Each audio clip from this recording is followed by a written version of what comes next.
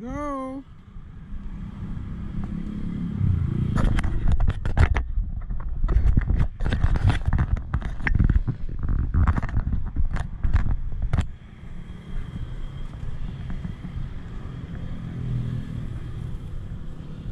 Time check 2:06. Let's go.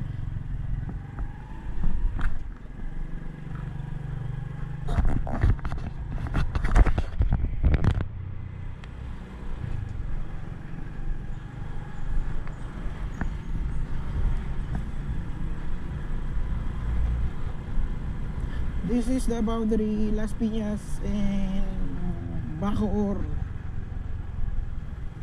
Ito yung boundary na. Diyan tayo na nag-review na. Ayan, dito na tayo ngayon sa Bacoor, Molino. Ito yung pinaka getaway na pagpupunta tayong Metro Manila. Galing yung Bacoor. Dito yung daan. Ang pinaka madali.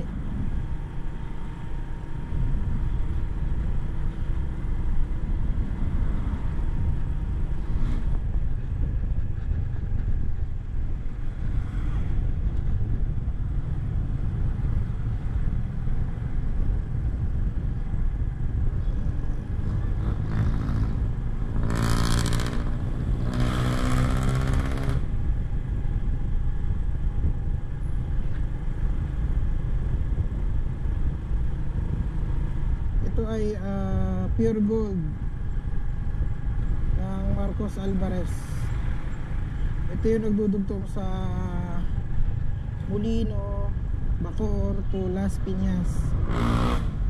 So pag binaybay mo yung reverse nito, no, papunta dito sa side kabila is Moonwalk, Las Piñas. Doon yung labas nito. Tapos ito naman, pag binaybay natin to, straight na to, tapos liliko to, mapuputol siya. So dito naman is Molino 4 ng Bacoor. Pero ngayon nandito na tayo sa side ng Molino. May plaka na siya, mga pare ko yun. So ito nga pala, pare ko yun, no? Malapit na mag November 1. Di ba nabalitaan nyo na starting November 1 is pag wala ka pa rin plaka, isuhulihin ka na, no? So sa mga walang plaka dyan, huwag kayong mag-alala sa hindi pa nakakuha or sa hindi pa makuha yung plaka nila, kasi kahit anong nila, wala pang available pa rin. So huwag kayong mag-alala kasi tawag dito, sinuspinde na, no, ng chairman mismo ng LTO. Kasi nga meron pa talagang mga wala. Marami pa rin akong nakitang wala pang ibang plaka eh. Marami din sila eh. Kasi siguro hindi pa rin talaga nila makuha yun sa kanila, kasi nga meron kasi iba, may kakilala din ako na kahit siya, di ba, nung 10 race daw niya sa LTO is wala pa rin daw doon. So marami pa rin kaibigan natin walang plaka. Kaya ayun, sana ano talaga nila na masolusyonan na magbigay na lahat ng plaka. Kasi kahit lumang motor, yung alam niyo yung mga green plate is mabibigyan pa rin sila, no? Kasi babaguhin lahat talaga eh. Kaya nga hindi ko na alam kung yung mga taga dito sa Region 4, ang binibigay na plaka is yung may pula, tapos may code na pula, tapos sa baba, di ba? Halo-halo na.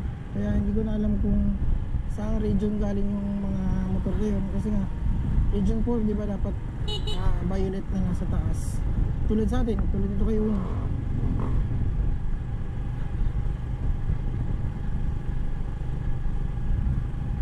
Pero ngayon hindi na ganun.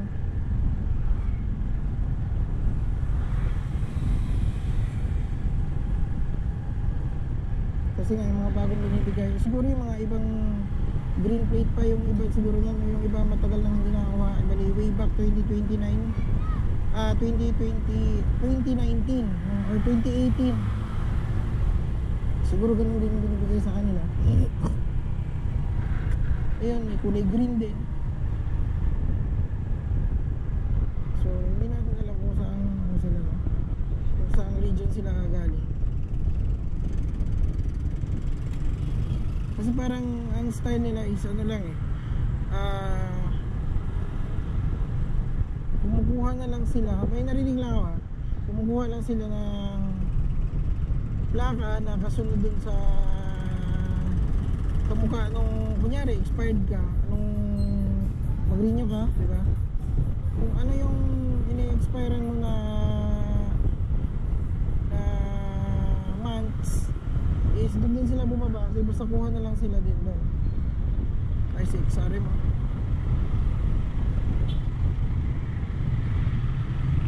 Ayos yun ah. Tinasa yung paa niya.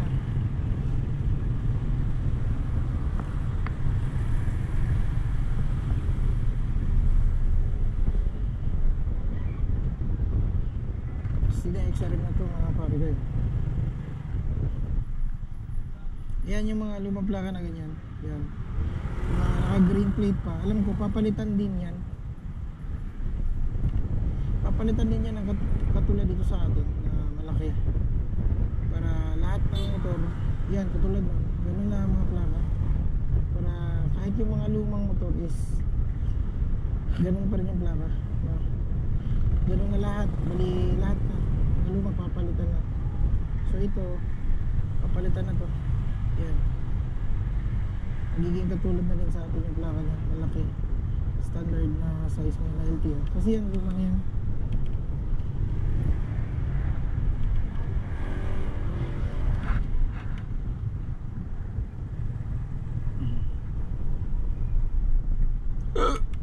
Thank you, Lord. Oh.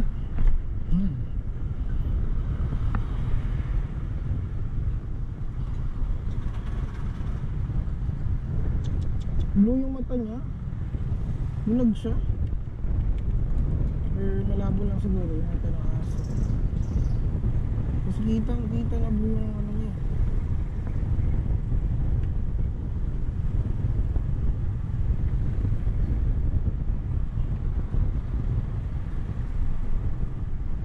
Tiyo, lalim ito.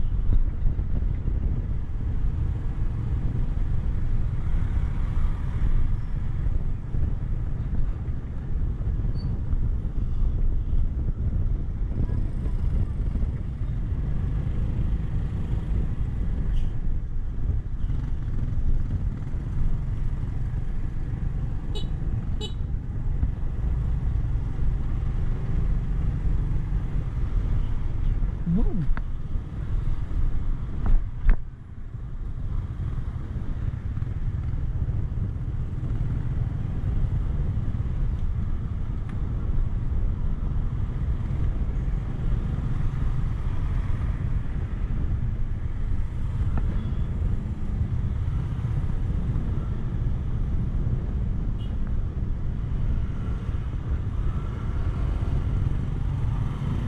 Pili ko na siya ng River Drive.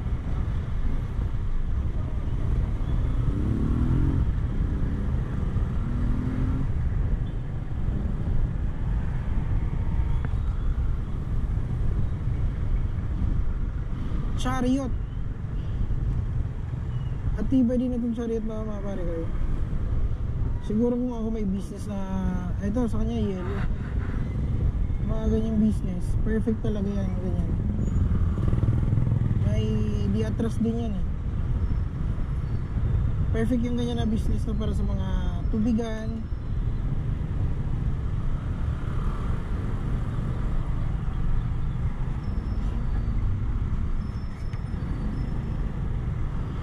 Kaya pag ganito talagang ganitong pangat, kailangan talaga nito mag-primera.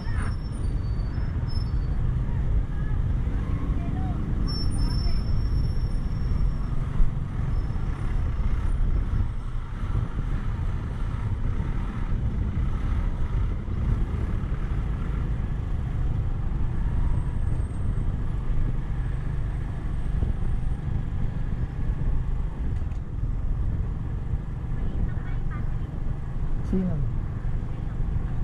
Mga Nabuksan, no? Bili tayo sa mga baka 20 lang. Gusto mo bang i-activate yan? Gusto mo bang i-activate yan? Pag magkadaan tayo ng nagagawa ng relo.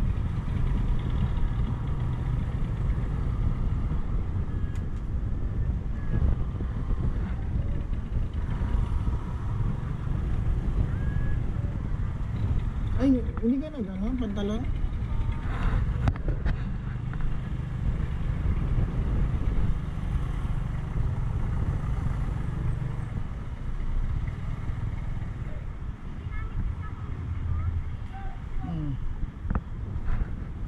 Sunog yung mukha ako.